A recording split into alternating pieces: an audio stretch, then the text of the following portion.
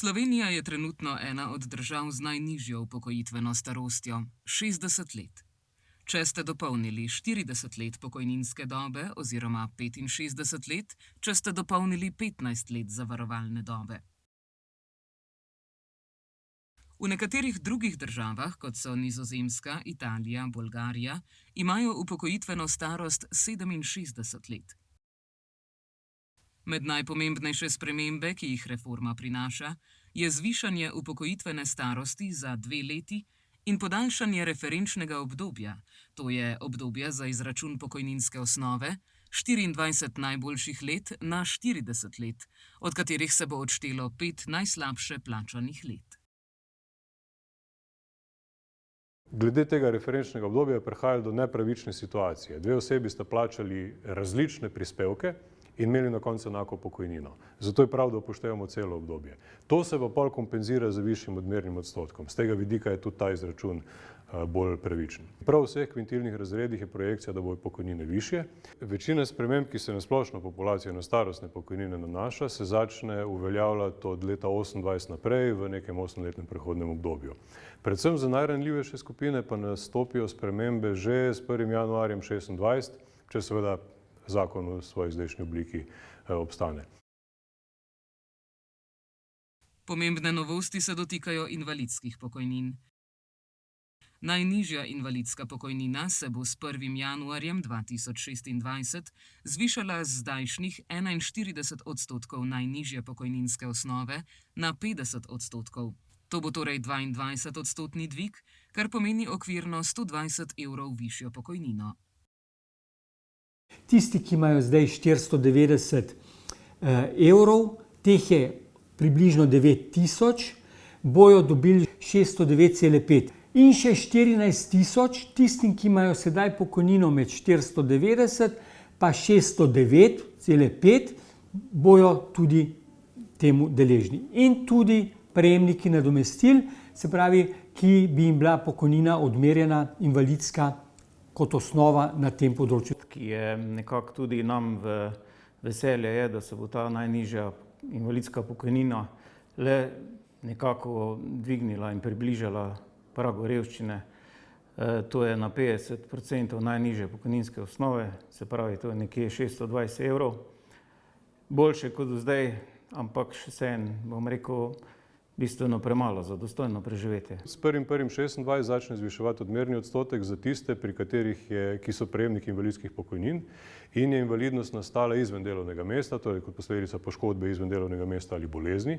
Tam se ravno tako odmerni odstotek zvišuje iz 41 na 50, ampak postopno v 3-letnem prehodnem obdobju. Spremembe se uvajajo tudi na področju prištete dobe. 2/3 namesto polovico obdobja za prišteto dobo, kar bo zvišalo invalidske pokojnine in tudi denarna nadomestila delovnih invalidov.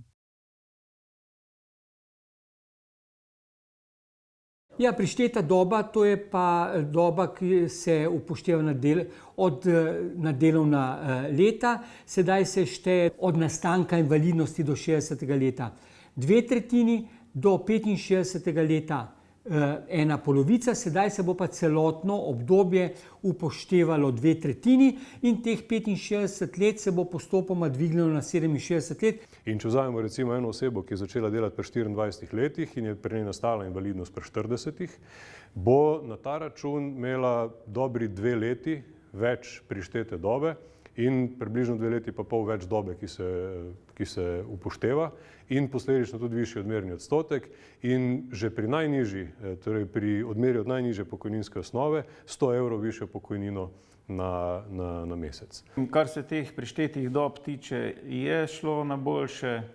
Kar se tiče starosti, to je pač za vse enako, slabše. Meni se zdi zelo, bom rekel, sporno to, da mora invalid še kljub temu, da je že zdaj omejeno sposoben za opravljanje nekega dela, a ne, še dodatno v bistvu podaljšati to svoje delo.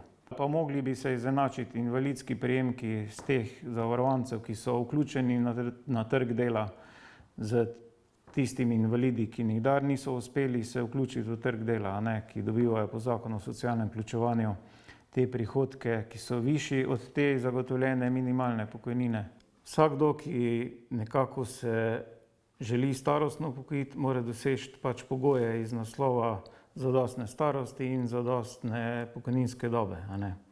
Kolikor je nekdo invalid in ima priznano telesno okvaro več kot 70%, pridobi s tem prišteto dobo in mu ta prišteta doba v bistvu dviguje in 1/4 obdobja za pokojninsko dobo in tudi starost. V primeru nekoga, ki je od samega začetka v bistvu pričel s to okvaro, je bil zaposlen, je postal zavarovanec, je dovolj starost 52 let in bo dosegel 40 let pokojninske dobe in se bo lahko upokojil. Gluhi imajo beneficiran status, kar pomeni, da povprečno delajo 32 let za polno delovno dobo 40 let. Za njih beneficirana delovna doba ostaja. V pokojninski reformi je predvideno podaljšanje pokojninske dobe in zvišanje starostne meje za upokojitev. Vendar za delavce, ki imajo priznan beneficirani staž, se bo njim starostna meja znižala toliko časa, kolikor so imeli beneficiranega dodatka.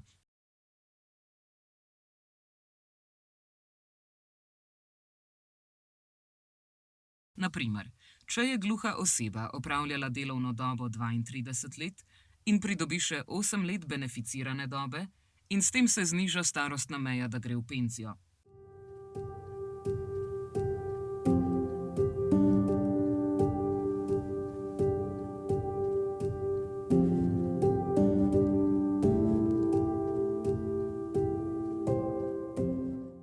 So pa spremembe na drugem področju, kar se tiče invalidskega varstva. Do sedaj smo imeli 3 invalidske kategorije. To so prva, druga in tretja kategorija. Po novem bodo obdržali samo prvo in drugo kategorijo. Invalide tretje kategorije pa bodo poskušali usmeriti v poklicno rehabilitacijo. V poklicni rehabilitaciji bi na osnovi njihovih sposobnosti in zmožnosti opravili delo za najmanj 4 ure na dan do polnega delovnega časa. Odvisno je od njihovih zmožnosti.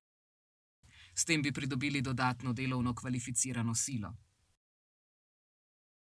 Najraje izkoristijo preostanek njihovih delovnih sposobnosti, da se usmerijo preko poklicne rehabilitacije v delovno razmerje.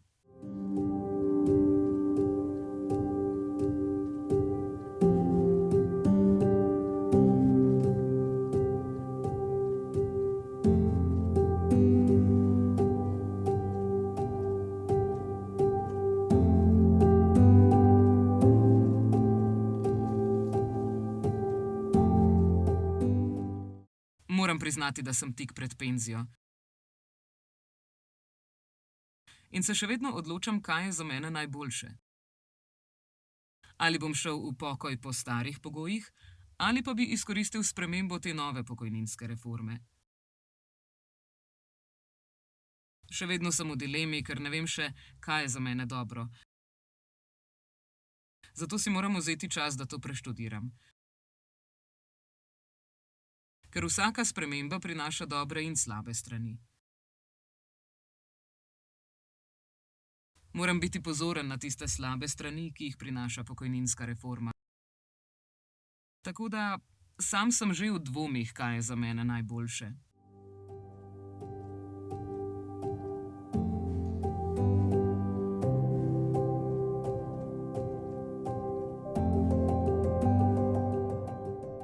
Se pravi, vsako leto, ko so v zavarovanju, dobijo 3 mesece zraven in za toliko, kolikor pridobijo, se jim tudi zniža starostna meja, brez omejitev, kot velja omejitve za znižanje zaradi otrok, služenja vojaškega roka ali pa dela po novem bo pred 20 letom starosti postopno. Se pravi, to je lepa ugodnost. Spremembe, povezane s starostno mejo, referenčnim obdobjem in odmernim odstotkom, naj bi se začele v letu 2028. Reforma naj bi bila v celoti zaključena do leta 2045. A kmalu po sprejemu je dobila nasprotnike, ki zavračajo predvsem višanje delovne dobe in daljšanje referenčnega obdobja za izračun pokojnin.